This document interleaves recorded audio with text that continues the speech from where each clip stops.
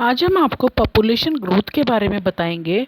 तो किसी भी स्पीशीज़ की जो पॉपुलेशन का साइज़ है वो एक स्टैटिक पैरामीटर नहीं है, मतलब ये टाइम के अनुसार चेंज होती रहती है और बहुत सारे फैक्टर्स पर डिपेंड करता है किसी भी पॉपुलेशन का साइज़, जैसे कि फूड की अवेलेबिलिटी, प्रेडेशन का प्रेशर या एडवर्स वेदर कंडीशन।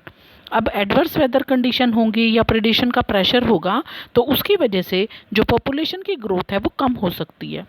तो इसका मतलब ये हुआ कि ये चेंजेस जो हैं वो पॉपुलेशन की डेंसिटी को चेंज कर सकते हैं। इससे हमें ये आइडिया मिल जाता है कि क्या हो रहा है उस पॉपुलेशन के साथ, वो फ्लोरिश हो रही है या डिक्लाइन हो रही है।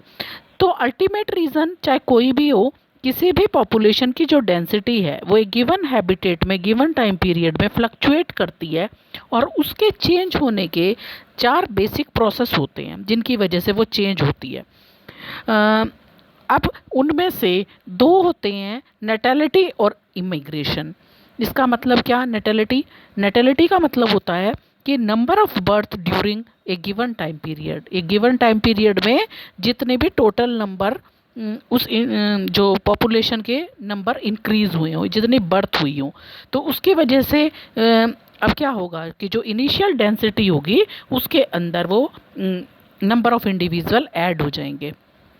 दूसरी चीज होती है इमिग्रेशन। इमिग्रेशन होता है कि ये ऐसे इंडिविजुअल्स का नंबर है उसी स्पीशीज़ के जो किसी दूसरे हैबिटेट से उस जगह पर आ गए हों, उस हैबिटेट में आ गई हों और उस पर्टिकुलर टाइम पीरियड में, तो इसकी वजह से भी पॉपुलेशन डेंसिटी इंक्रीज होती है। फिर नेक्स्ट चीज़ आती है मोर्टेलिटी एंड इमिग्रेशन। अब मोर्टेलिटी क्या होती है? Number of death. उस पॉपुलेशन में जितने इंडिविजुअल की डेथ हुई होगी गिवन टाइम पीरियड में उसको हम मोर्टेलिटी बोलते हैं। और इमाइग्रेशन के अंदर इंडिविजुअल का वो नंबर आता है जो उस हैबिटेट को छोड़ के कहीं और चले गए हों गिवन टाइम पीरियड में। तो इसके लिए आप इस डायग्राम में देख सकते हैं कि यहाँ पर दिखा रखा है कि नेटैलिटी की वजह से क्या हो रहा है, पॉपुलेशन डेंसिटी इंक्रीज हो रही है, इमाइग्रेशन की वजह से भी इंक्रीज हो रही है।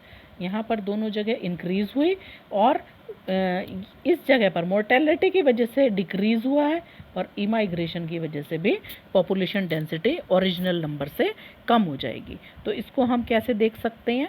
इसके लिए एक इक्वेशन दी हुई है, NT+1 is equal to NT plus bracket के अंदर B+I और माइनस करेंगे डेथ प्लस इमाइग्रेशन को।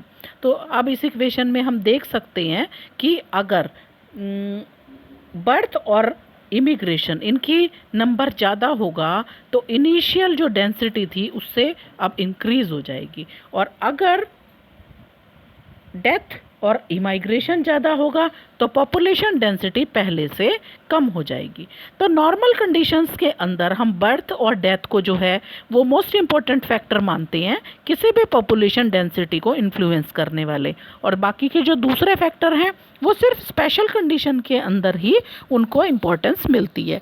जैसे कि अगर कोई हम नया हैबिटेट कॉलोनाइज कर रहे हैं तो उस टाइम पर इमिग्रेशन जो है वो ज़्यादा कंट्रीब्यूट करेगा बर्थ रेट के कंपैरिजन में, ठीक है ना। तो ये कंडीशंस पर डिपेंड करता है कि किस फैक्टर को हम कितना इम्पोर्टेंस दे रहे हैं। तो ये था पॉपुलेशन ग्रोथ के बारे में। नेक्स्ट टॉपिक में हम आपको ग्रोथ मॉडल के बारे में बताएंगे।